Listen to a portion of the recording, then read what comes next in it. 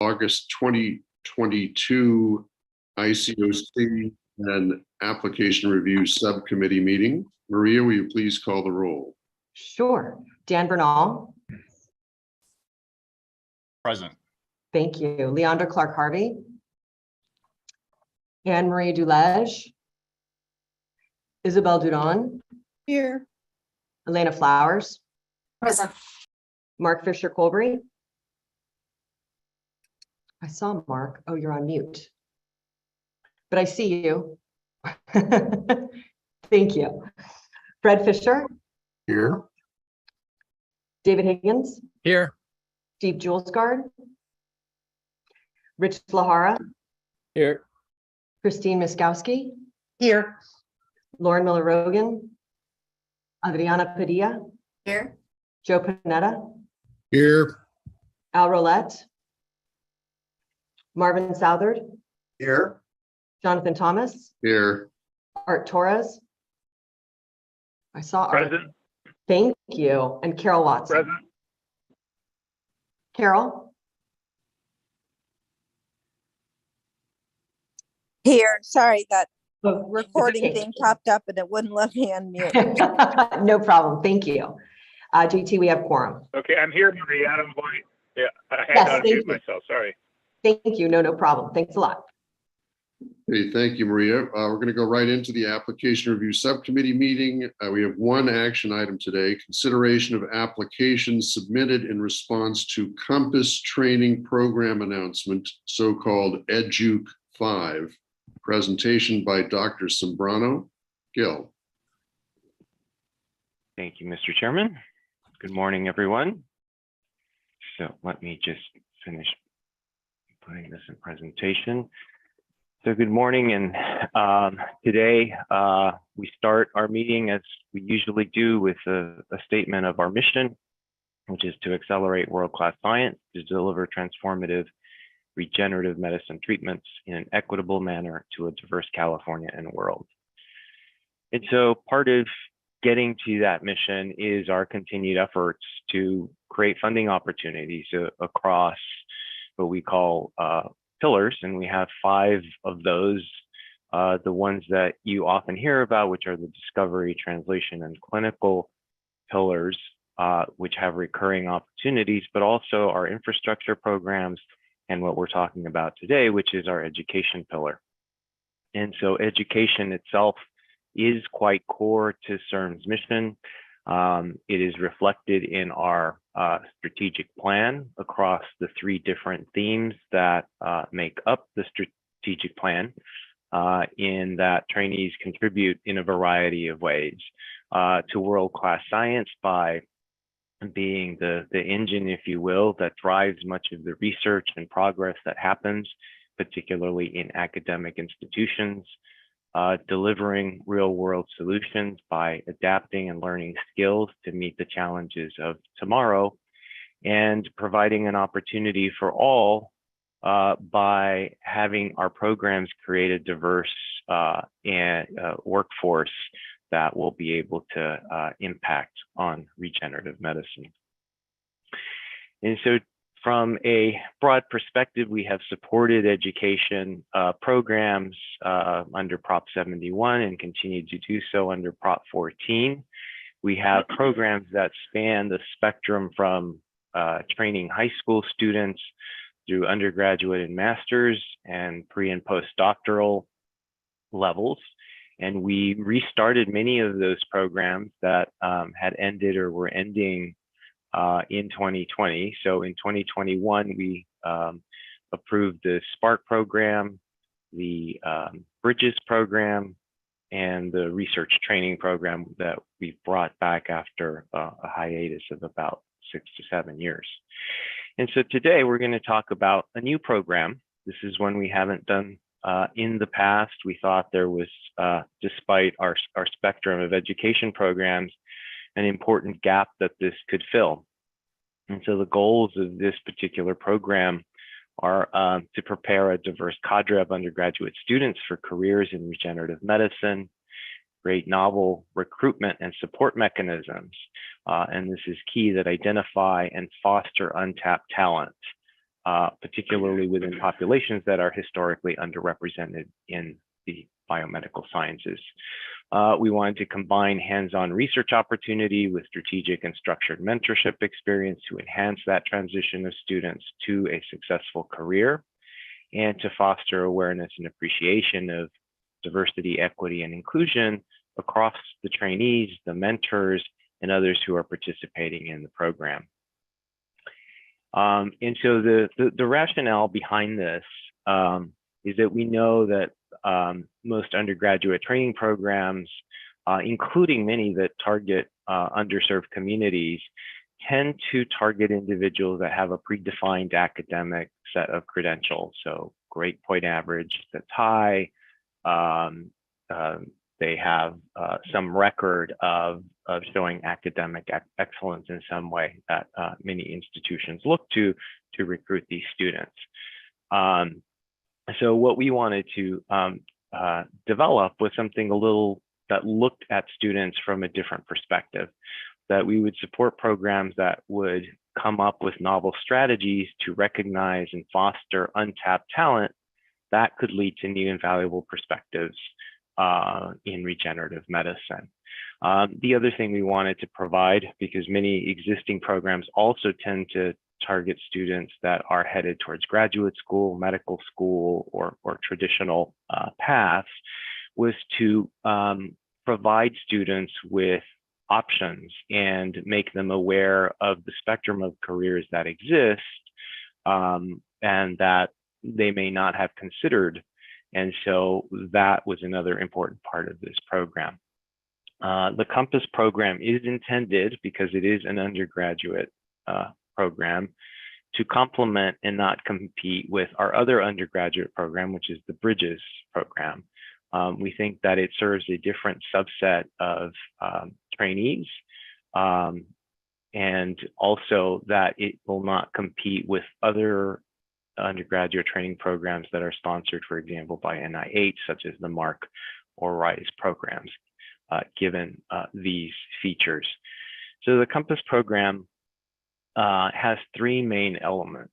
It has an outreach and recruitment element in which the programs are expected to develop strategies for identifying students and recruiting them that, as mentioned, use non-traditional approaches to recognize the untapped talent, to do and conduct adaptive outreach, meaning that they should assess where they have gaps in bringing in students or what their student population looks like, and have a strategy for filling those gaps. And also, as they develop these strategies, to also conduct self-assessments on how well they are working and to change as they need to in order to succeed. The second element is the trainee experience itself. The goal is to support students for 2 to 3 years. It's up to the program to determine what is best and what meets the what aligns best with their academic environment. They provide foundational courses, which may provide courses in fair data sharing principles, translational research, and introduction to stem cell and regenerative medicine, things like that. There's the research internship itself, which can happen over a summer or another quarter or semester period or more, depending again on how the institution builds the program. The mentorship program is the third component, and one we feel is particularly important. We wanted to create mentor training, so not just train the trainees, but train the mentors as well in how to best mentor the students. We wanted to bring and create a cohort of activities that bring all the mentors and the students together, as well as creating different types of mentors. Often there is the faculty mentor who may be responsible for activities in the laboratory environment, but the opportunity to have peers as mentors, as well as mentors that can guide their career path, is something that we were looking as possibilities of something that could be developed. And in addition, as these programs develop these mentoring programs, that they would share with others their practices on what works, what doesn't work, and through that we can develop a set of best practices for education programs. So those three major elements are core to the Compass program, and as such, we also felt it was important to have three required roles within the program. There is the program director, which is the equivalent of the PI, who oversees all of the activities, but also a mentorship facilitator who designs and executes the mentorship program to ensure that all the trainees have customized, appropriate, and meaningful mentorship throughout their appointment period. A diversity and outreach coordinator who develops the strategies and evaluates efforts to recruit a diverse and qualified set of students from underrepresented and disadvantaged populations. All right, and then lastly, as a reminder, when this concept was approved in January by the board, this is a snapshot of the budget that was approved. So as mentioned before, there was an investment of about 20 awards that would be covered by 58.22 million. The maximum award amount is 2.991 million for each one. And this would cover approximately 25 students, assuming that the applicants put forth all the different opportunities that are available and would use up the 2.9 million. The training duration is 2 to 3 years, and the approximate cost per student in terms of their stipends, course fees and such is about 30,800, and the program administration costs are 27,000. So that brings a total of about just under 60,000 per year per appointment for student. All right, so that's the Compass program, and this program went through the typical review process of our 3 stages of application, submission, and assessment of eligibility that we do internally at CIRM, the review by the grants working group to assess merit, and those recommendations are what we are bringing to you for a final funding decision on those programs. Applications were scored on a scale of 1 to 100, with 85 to 100 being recommended for funding. Funds are available. Anything that's scored below 85 is not recommended for funding. The criteria that were utilized to come up with those scores are these 4 key questions. Does the proposed program hold the necessary significance and impact, potential for impact? Is the training program well planned and designed? Is it practical and achievable? And does the program thoughtfully incorporate strategies to support diversity, equity, and inclusion? Here is a summary of the grants working group recommendations from the applications that were received. We received 20 applications, and 16 were recommended. They received a score of 85 or higher, and the total applicant requests from those 16 applications is just over 46 million. And the funds available, as mentioned, is 58.22. All right, and then just a reminder, as mentioned earlier, many of you have a conflict of interest with a given application. So this is just a reminder that you should look. If your name is up here, it means you may have a conflict with one of the applications, so just be mindful of that. And let me stop share for a second, and I'm going to put up the rank order of the applications, which is also the cover sheet that you have. So if you want to reference it, you may have that available there as well. All right, so the applications begin at the very top here with 13840. The top 16, they rank in score from 85 up to 95. And then there are 4 applications that are not recommended that range in score from 80 to 68. And so, Mr. Chairman, that is my presentation. Thank you very much, Gil. Okay, the way we're going to do this is in 4 parts. The first question I will ask is, does anybody want to move any of the applications from the not recommended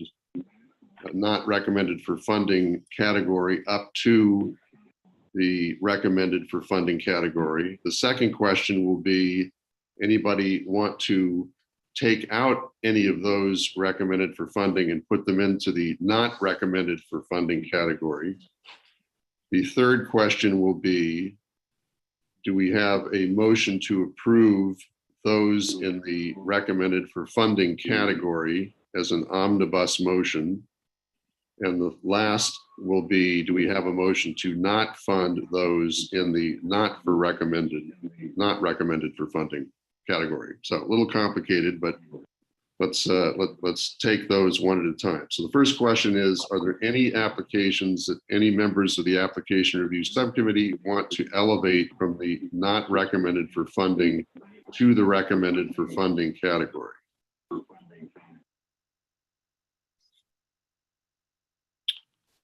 Okay, hearing none. Second question, any applications currently in the recommended for funding category that any members of the Application Review Subcommittee want to pull out and put in the not recommended for funding category? Hearing none. Do we have a motion to approve those applications in the recommended for funding category? So moved. David, San Diego. Marv Southern, second. Moved by David, seconded by Marv. Questions or comments by members of the board?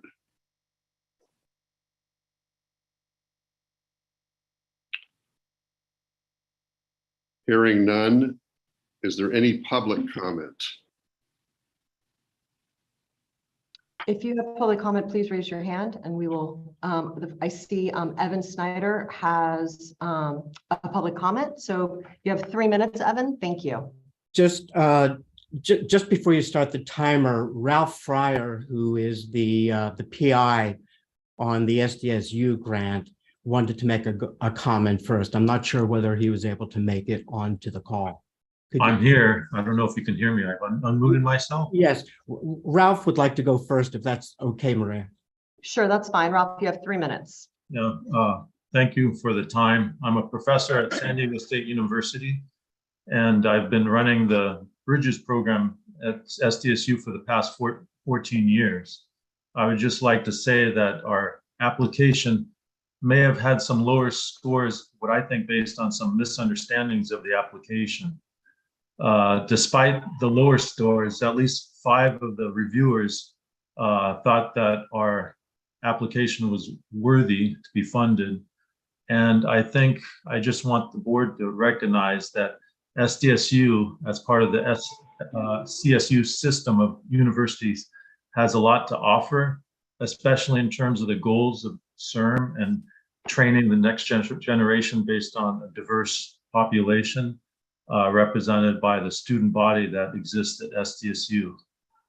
So I just want to make that known. We have an experienced team that we put together a program that I know will forward the goals of CERM. And it would be a shame, based on what I know about the diversity at SDSU, if we didn't have a program here in San Diego to support the diverse, talented students that we have at SDSU. With that, I'll let Dr. Snyder make his points to the board. Thank you very much.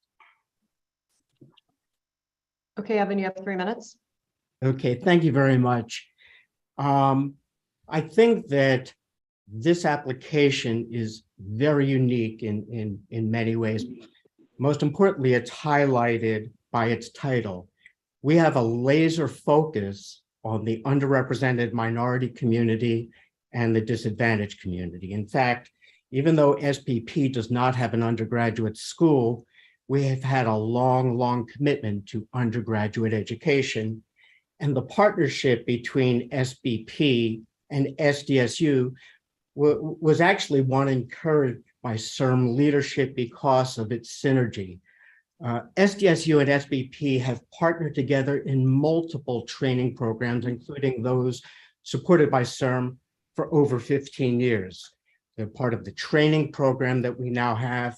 We've been a long part of the Bridges program, part of the SPARK program. And the SPARK program, I think, is a recent example of its great success.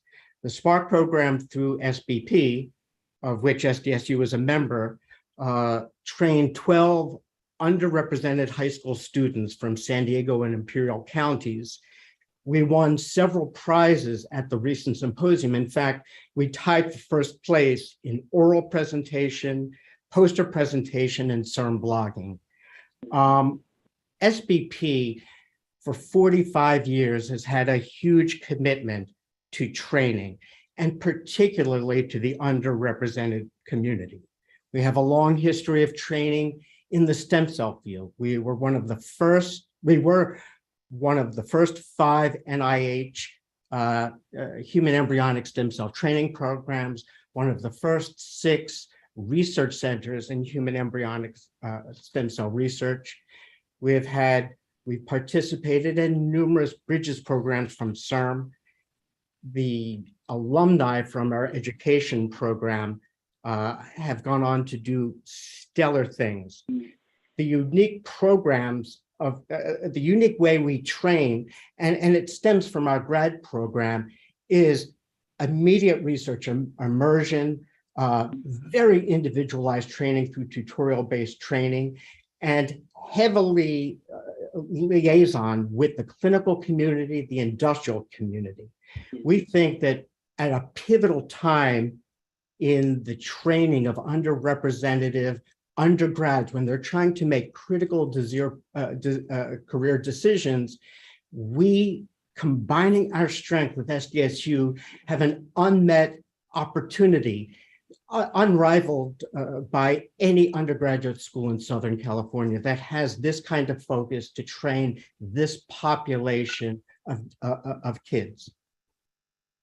Thank you, Evan. Maria, any other public comment? Yes, Jennifer has her hand raised. Jennifer, you have 3 minutes.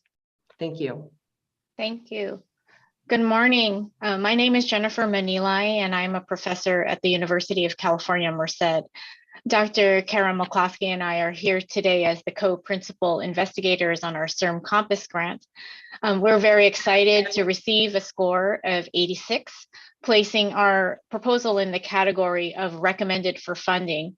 And we appreciate the opportunity to address some of the reviewers' concerns today. UC Merced is the newest campus of the world-renowned University of California system. And UC Merced's existence was catalyzed by strong state and local community support to provide a world-class public education in California's Central Valley. UC Merced's research and teaching mission centers around embracing diversity and fostering interdisciplinary approaches.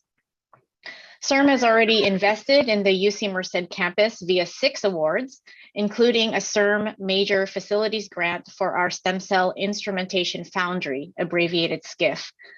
We wish to emphasize that our UC Merced campus scholars will utilize the SCIF as part of their training.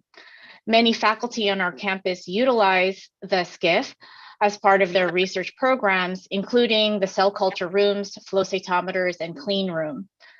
The Human Stem Cell Culture training module will provide hands-on training in flow cytometry, and the Engineering Multicellular Living Systems Laboratory course will develop skills focused on cell patterning, materials design and fabrication, and on-chip diagnostic platforms. CIRM's emphasis on diversity and inclusion in the Compass program aligns with UC Merced's core values. At the time of submission, we were unable to identify the best person to lead our DEI recruitment. But today we're happy to designate Valerie Anderson as the UC Merced CERM Campus Diversity and Outreach Coordinator. Valerie is the Assistant Director for our Undergraduate Research Opportunities Center and has many years of experience providing recruitment and outreach for undergraduate research programs at UC Merced. She has a specific passion for supporting diverse students' access to research and supports them from their initial application through their programs and afterwards. With Valerie and campus partners in the UC Merced Division of Equity, Justice, and Inclusive Excellence, we look forward to improving the campus recruitment plan for the benefit of our students. We've also secured 2 stem cell scientists as new advisory board members and are seeking additional ones, being intentional in recruiting a diverse board to engage with our students in our program. Please refer to the written statement we submitted for additional information. We look forward to training the future generation of the stem cell workforce at UC Merced. Thank you for your support. Thank you. JT, we have another hand raised, Bianca Romina.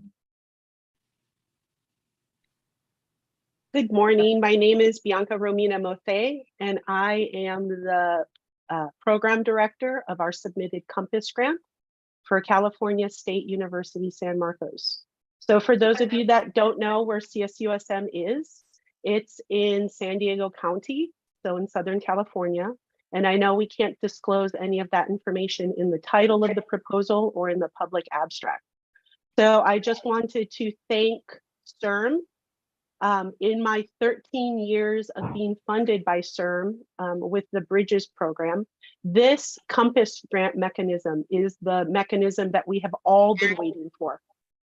This is going to provide an opportunity for CSUSM to go and recruit biotechnology majors because we have a biotechnology program on our campus.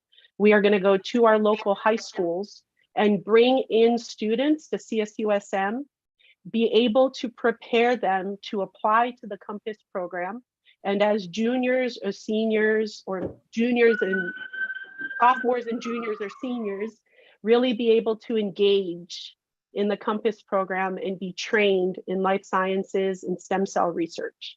This is also providing an opportunity for faculty to be able to access students at a more junior level, which they have never been really able to support financially. So I just wanted to go ahead and thank you, CERM. These have been conversations that I have had with CERM staff since Michael Yaffe was around a few years ago. And Gil Sambrano, I know we've had these conversations in the past about how to recruit the most diverse students in the state and get them involved in research because it's such a high impact practice.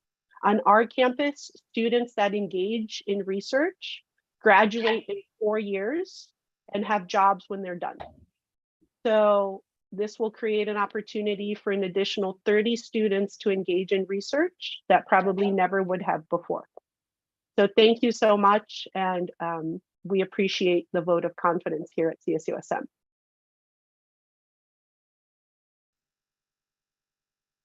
Thank you.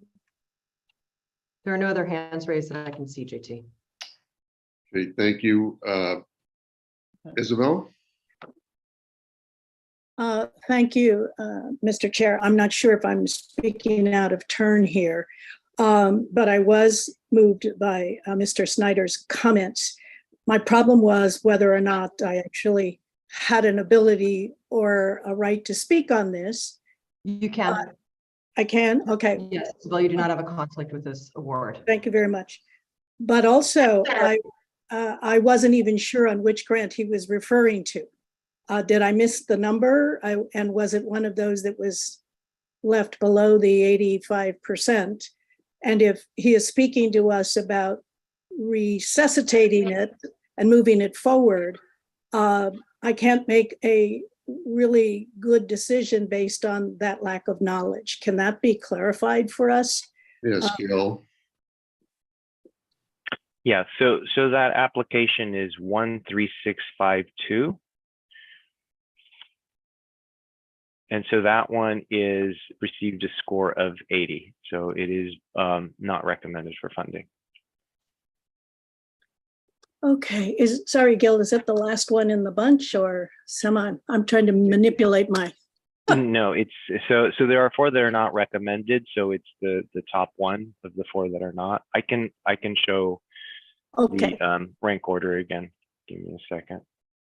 If you could just show us that one, I'm not sure if anybody else, there, thank you. Right. I was interested, I mean, one of the things that I liked very much about the scoring was that it was very thorough in both the positives as well as those negatives. I wondered if in terms of the negatives, if those were so high, or if in fact those can be revisited to see what are the weaknesses and can they be nurtured and given new life, or if, since we already sort of took a vote on not moving anything, whether or not we want to reconsider, whether or not this is not acceptable to move forward. I have a lot of, I love to support people who are passionate about what they do. Sometimes it's not always recognized. Sometimes it's not always stated well, but I do appreciate their desire to let us know that that they're very passionate about this, continuing this program. And I would just like to look once again. I appreciate the reviewers really being thorough in their comments, and I'm trying to get down here, Gil, to see what were the overriding and overarching concerns that ended up with the final score and the negative, and whether or not there's opportunity to send it back for some nurturing and addressing some of the concerns so that it could be brought back. So Gil, would you please address those issues for Isabel and the rest of the Application Review Subcommittee's benefit? Thank you. Yeah, absolutely. So let me just begin by saying that the grants working group, when they review education programs like this, they also feel quite compelled to be supportive where they can. And from CERM's perspective, we advise the grants working group that we are willing to work with applicants to improve their programs. So despite the fact that some programs may not have articulated everything well or presented themselves in the best light, they did look at these with an eye towards CERM being helpful and basically giving them that opportunity. And that was just in general. For the application that we're talking about here from San Diego State, the concerns were related to a couple of major points. One of them was in the recruitment of students. So the approach that they're taking is identifying students that have, quote, a spark during their class and lab sessions. And so this was a point of discussion by the working group and was brought up as a serious concern in that it is inherently biased and may not be inclusive in all the ways that people may show interest or engage with the classes. So that was one key element. Another is the mentor training. Those were cited by reviewers as a concern. There was not a lot of detail within the proposal about the mentorship of, about the training of mentors and how they would be identified as good mentors. Whereas interestingly, they did offer coursework on EEI to the students, but not so much to the faculty. Other things were that the program itself was not well written and well organized, and there were several missing elements within the application. So those are just, I think, the major drivers of the score. There were other elements, but I think those are the ones that were most significant. Thank you, Gil. Isabel, do you want to have further comment in response, or should we move on to, I believe Marv has his hand up. Let's hear from others and then I'll come back, JT. Thank you. Okay. Let's see, I can't see the screen here. Marvin's next. Yeah. Go ahead, Marvin. Okay, so this is more of a question on the DEI matter. I was wondering if, as we consider DEI experiences, we have included people with lived experience of mental illness as a category that we would include. And so this is broader than this particular application, but it's just a question I had and I wanted to see you about that. Go ahead. Next is Joe. Thank you, Maria. Yeah, I just want to add to the concern that Isabel raised that we don't vote on these Compass grants a lot, so I'm not as familiar with the process of going back and working with the applicants to ensure that there's an opportunity to reapply. But my friend Evan made a very compelling argument for the validity of their application. And and Gil, thank you for the explanation of the deficiencies. That was very clear. But I've got a lot of respect for both institutions, and I just want to be sure that the opportunity is there and understand what the opportunity is. I don't know what the timing is on these grants in terms of the programs beginning, but to make sure that there's an opportunity to correct these deficiencies pretty quickly, and if we're not going to approve it, give the applicants a chance to come back in. Thank you. Next is Fred. Thanks. I think is one of the data points that I feel is compelling is when I looked at the final scores page of this, there were 15 reviewers, only 5 of which voted for the proposal to move forward. So 2/3 of the reviewers felt that the proposal, as good as it may be, as credible as the institution may be, as committed as the people submitting the proposal and representing the university may be, when 2/3 of the people that we charge with doing the deep review and scoring these proposals so that to inform our decisions, I don't think we can just dismiss that. And so I'm in agreement with others about wondering what the opportunity is, how the feedback was shared, because I don't think I heard in the comments a particular rebuttal to or disagreement with the assessment of the reviewers, particularly whatever weaknesses were identified. So it seems that the review was thorough. 2/3 of the reviewers agreed that it should not be scored at a level that triggered funding. The highest score was an 87, the lowest was a 70. So clearly there are deficiencies that tempered the reviewers' enthusiasm for the proposal. And so I think whether or not this proposal should be moved or how that gets addressed is really secondary to should it be approved today. And then maybe we address how people are invited to address the concerns that the reviewers found and resubmit. So.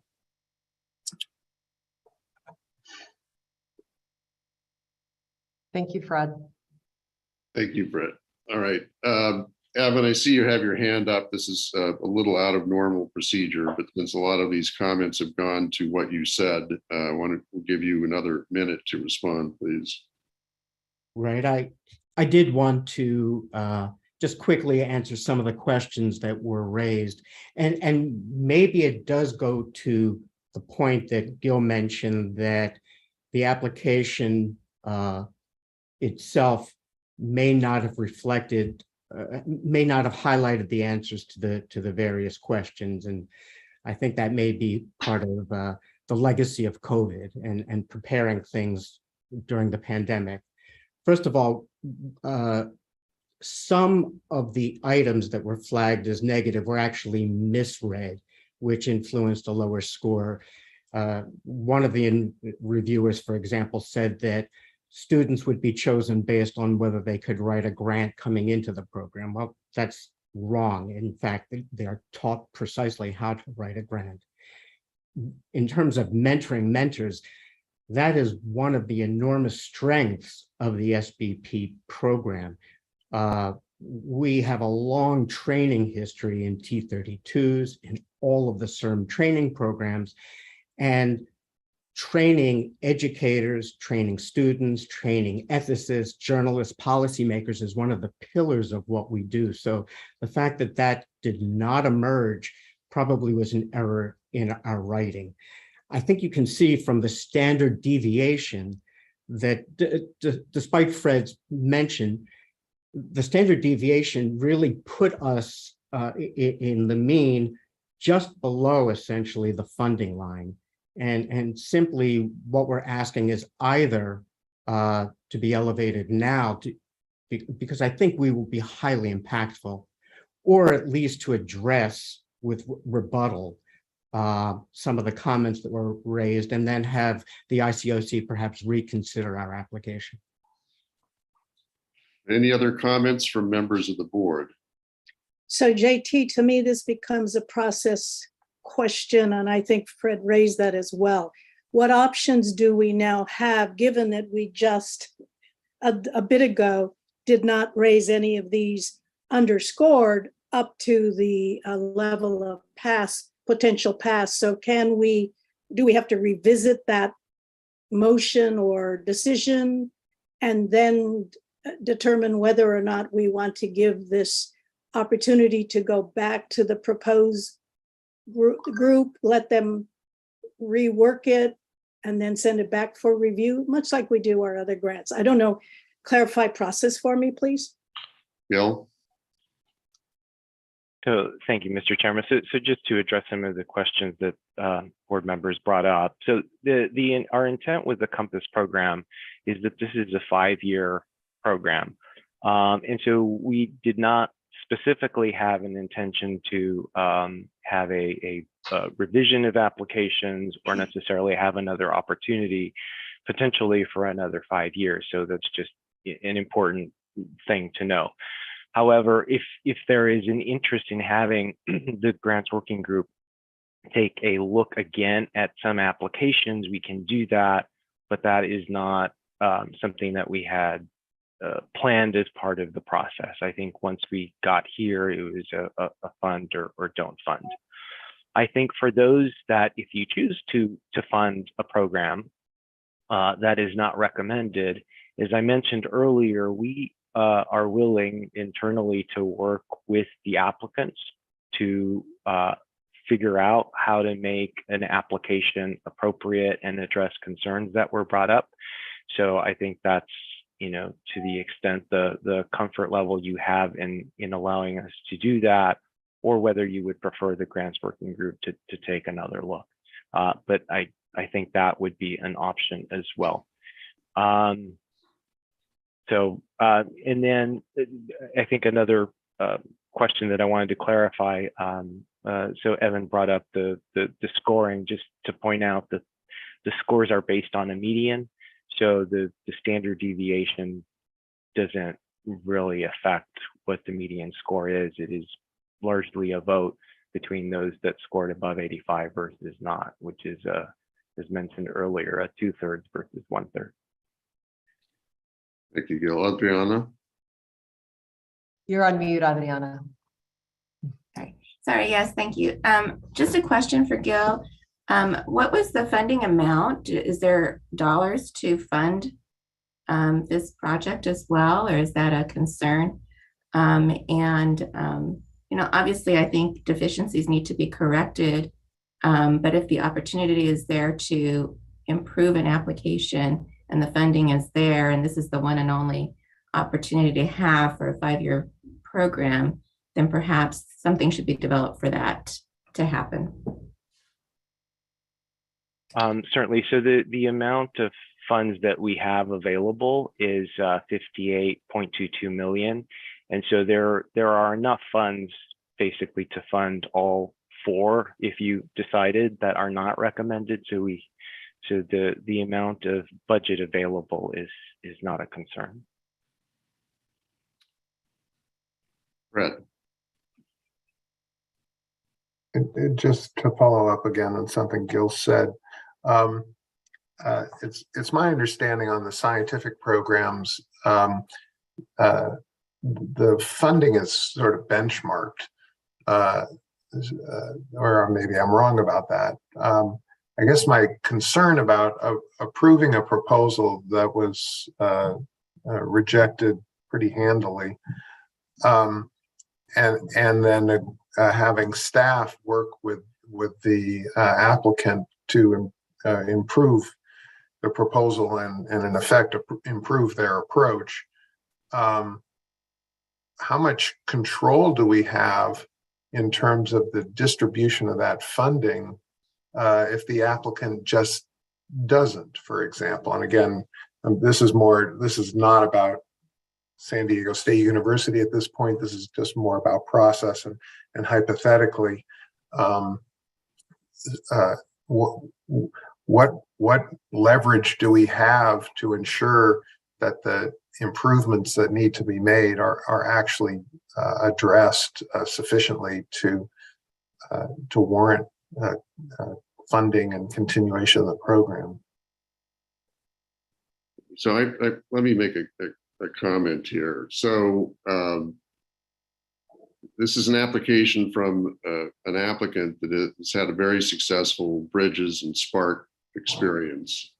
This particular application was viewed by a fairly large majority of the GWG as not worthy of funding. And I agree with Fred, we have to take a look at that, and that this notion of going back and rewriting applications to bring them within the 4 corners of what the GWG may be looking for is something that we have not done in the past with scientific applications. And comments have been made to that effect repeatedly, because that is, to me, not good policy to do. It comes in, it is what it is, notwithstanding the strength of the entity, the strength of the team, everything else. The application has to stand, in my opinion, on its own 2 feet. And here it has been judged not to be one that was recommended for funding by a large majority. So I do think we have to pay close attention to that. And I think precedentially, the idea, as much as I, of course, like the institution and the players, et cetera, precedentially, the notion of going back and rewriting an application to bring it to within what we think of the appropriate criteria, in my opinion, is not a good idea. Other comments by members of the board? Mr. Chair, Joe, you go ahead. Your hand is up. Sure, Isabel. Joe, go ahead. Okay, thanks. Mr. Chairman, thank you for the explanation. This is a little bit different from the process that we go through with the scientific applications, and I appreciate your perspective on this, and I tend to agree. My only concern is that I'm not sure that we understand what the process is going forward for this applicant. I got the impression from what Dr. Sombrano said that this is do or die now.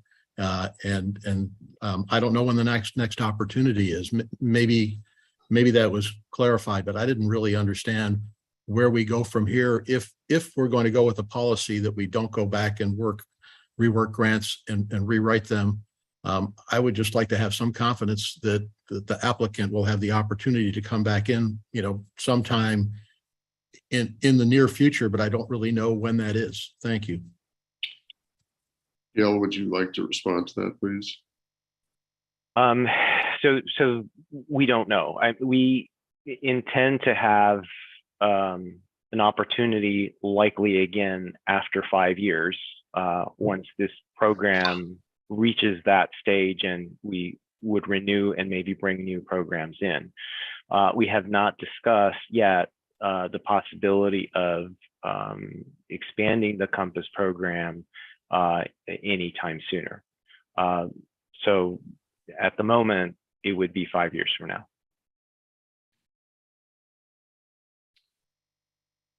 Okay, Isabel. JT? Yes. Oh. What, Maria? Nothing. Isabel? Isabel, you're on mute. So sorry. So, Mr. Chair, a couple of things. First of all, I'd like that maybe we should consider reviewing the process and putting that, not deciding today, but putting that process into a bucket of things we need to address, so we're all very clear going forward. Second of all, institutions too must learn, and they sometimes have to be nimble in that learning. So simply saying that we established a process and they didn't meet it and they should have known better. I mean, the whole point of pressing DEI over all of these years that I've been engaged in DEI was pushing against institutions who didn't show that they were learning. And so if this is a learning opportunity for this institution to recognize they think they knew what the hell they were doing, excuse my French, but in fact, there are opportunities for them to learn to be better, then I'm not about negating that. We're always giving industry and everybody else opportunities to be better because we want them to rise to the top and be the best, et cetera, et cetera. So you've talked about the SDSU and all of its partners as being really good players with us in the CERMS and in the Bridges and Sparks programs. So they must be doing something right. So to just assume, and I'm sorry, Mr. Snyder, but I guess sometimes even when you fall asleep, someone's got to stay awake at the wheel and really make sure that when something goes out the door, it means what you say and it says what you mean. So,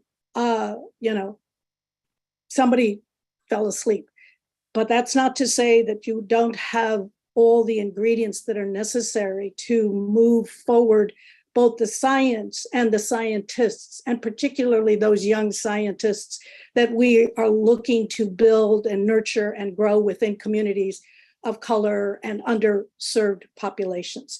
So when I was on television news, I made my own mistakes and people forgave me and I was allowed to come back and try again. And so therefore, I think we should find out, even if I should motion, and this would be new, I guess, that we send it. Excuse me, back. Isabel, we have a motion on the table. So just so everyone's clear, if anything was going to change, we'd have to, And that was what I'd asked earlier, Maria. Is there something we have to go back against? So that's what I'm trying to clarify, whether the protocol or the process or whatever we want to say. I may be the only one voting on a second chance, but I at least want us to find out what is that process. And then we need to go back and review this, because I think if CERM is about anything, it is really about making sure that educational opportunities are there for our youngest scientists and, not just worry about the science of the scientists. So you tell me, JT or Gil, what is our next? I guess it would be you, Mr. Chair, to tell us. If the question, Isabel, just to clarify for you, is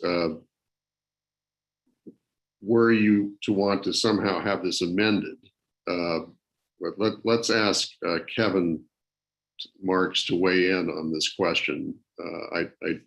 Because it's a multi-step process. Kevin? Yeah, thank you, Mr. Chairman. We have two options before us since there's a pending motion. So either the movement of the motion, which was David Higgins, and with the approval of Marvin Southard, could withdraw the motion and we can entertain a new motion. Or the pending motion can be amended, upon which we would need to vote on the proposed amendment and then have a second vote on the amended motion that was made by David.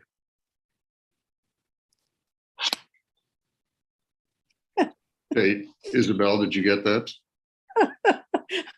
So, I'm so sorry. My brain kind of went like this. I was trying to follow.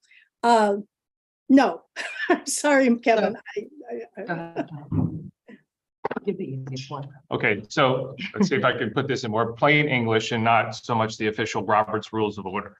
Yeah. So if the movement of this particular motion, which was David Higgins, I believe, and then seconded by Marvin Southard, wish to withdraw the motion, then we would go back to Chairman Thomas's question, which is anybody looking to move things from the unfunded category to the funded category?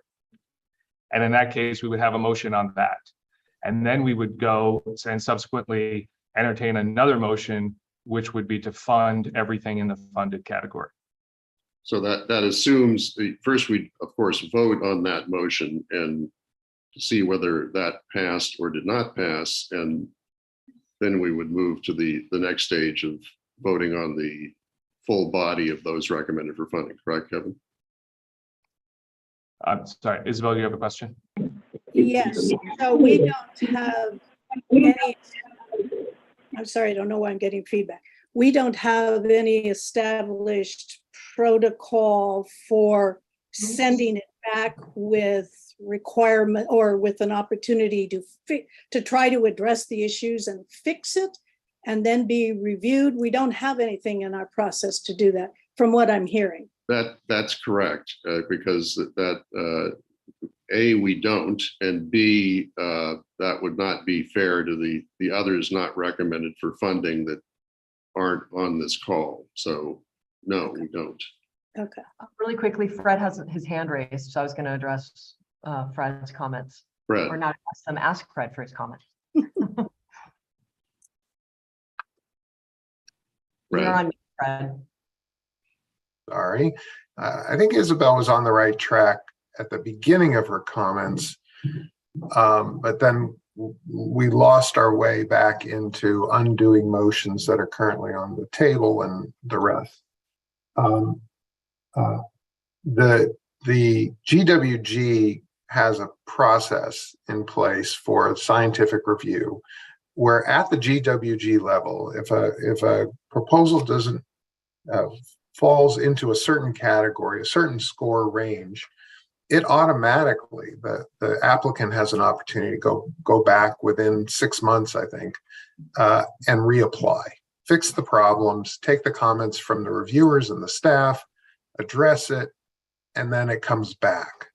That process does not exist with these grants, and I don't know why, but I think Isabel's first suggestion is that's something that we could take up at some point, so that these applicants, like this one, who are motivated to address the concerns, or motivated to implement the program, would have the opportunity to take the corrective action. Since that does not exist, we are left with two choices. Address that problem down the road outside of this process and maintain the integrity of this process. My recommendation is we maintain the integrity of this process and then address the problem that has now been exposed, presumably for the first time, where we need to have a pathway for applicants to come back if their score falls in a certain range and they wish to take the corrective steps possible. So I'd like us to keep the integrity of this process and address the problem that we're confronted with. While this is the example of the problem, it's not about addressing SDSU's problem. It's about addressing a process issue. And we can do that at a different time, but respect the work of the reviewers, respect the integrity of this process, and not contort ourselves around the fact that we don't have a process, so we gotta unwind everything else that and all the work that's already been done. So hopefully, Isabel, that makes it clear, and I support your first recommendation. I would prefer that we not go back and break with the precedent that we've heard the chairman describe, break with the integrity of the grant working group and the vast majority of people who thought this particular proposal should not be funded, and address the problem expeditiously so that this applicant and others who would choose to take the corrective actions don't have to wait 5 years to do so. So thank you, Fred. I think that was very well said. The anomaly here is that 6-month reapplication isn't available just by virtue of the fact that this is a 5-year program, sort of one and done. So there is no process to address if the board chooses to amend the way we view applications that fit into this unusual set of facts, then we can have discussion on that at a future time. I would agree with Fred entirely, and further to my earlier comment, I do not think that making bad policy here, as much as we might like the applicant, the program, what they've done in the past, et cetera, is a good idea. So I would not be in favor of amending anything to change that process. Other comments from members of the board? Yes, Mr. Chairman, can you comment? Yeah, there's a lot of feedback, Art, but we can hear you now. Okay, great. I agree with the tenor and the direction in which we are going. However, I don't know whether merely moving this item to the funding section solves our problem. I think we have to be flexible with these types of grants to review the processes, as many of our board members have indicated, and put it into place for a reaffirmation or reopening of the process, and not be so rigid that we can't do it for another 5 years. I think we're flexible enough to look back at the process that we've established and fix our process at the same time, and allow these other projects that were not funded this time to have a second bite of the apple at the appropriate time. But if the motion is to move this particular project to the funding category, that doesn't solve the problem that was raised by 2/3 of the reviewers.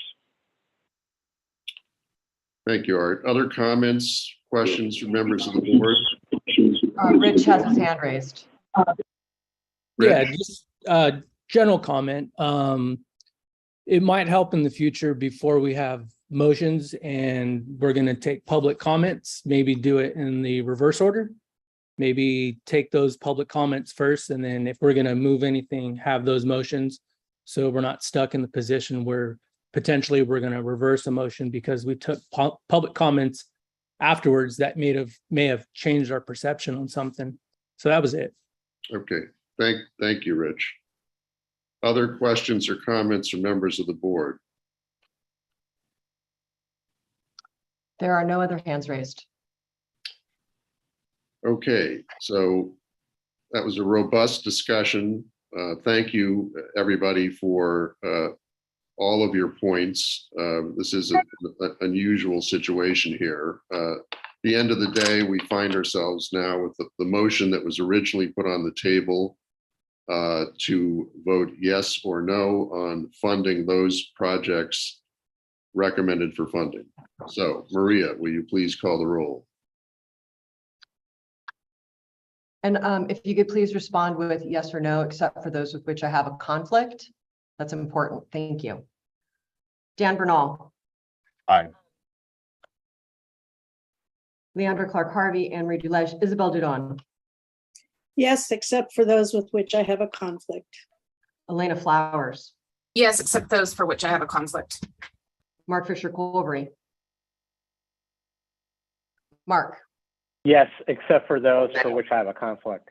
Fred Fisher, Yes. David Higgins, Yes, except for those I have a conflict. Steve Julesgaard, Rich Lahara, Yes. Christine Miskowski, Yes, except for those with which I have a conflict.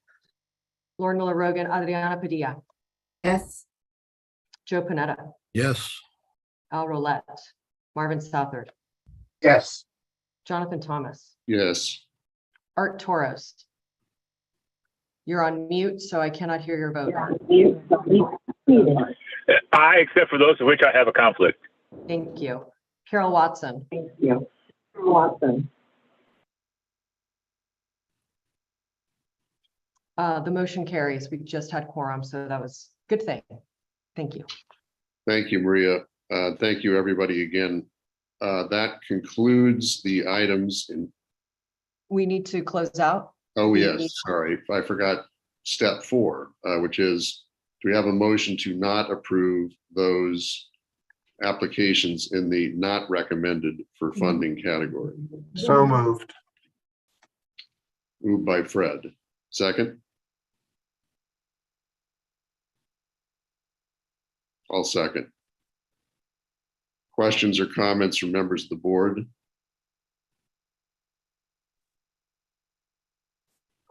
Any public comment?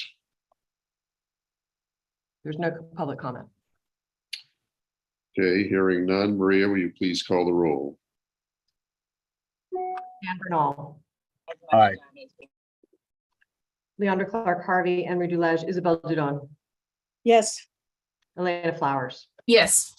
Mark Fisher Colbury, Yes, Fred Fisher, Yes. David Higgins, Yes. Rich Lahara, Yes.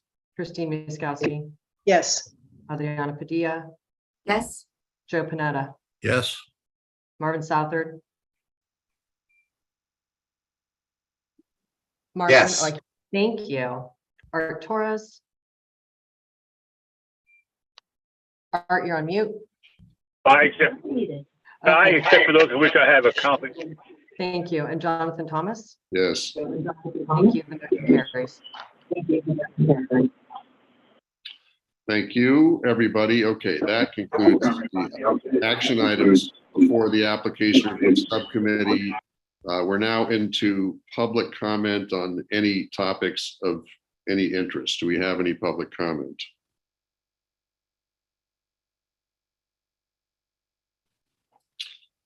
Hearing none, I believe that concludes today's agenda. Maria, our next board meeting is? So we have an ARS meeting August or September 20th, and that's for the Application Review Subcommittee. And that will be to review some discovery applications as well as CLIN. And then we have a full board meeting on the 29th. So that's sort of active for September. So two meetings and we'll see you then. Hey, everybody. Thanks very much. Have a great end of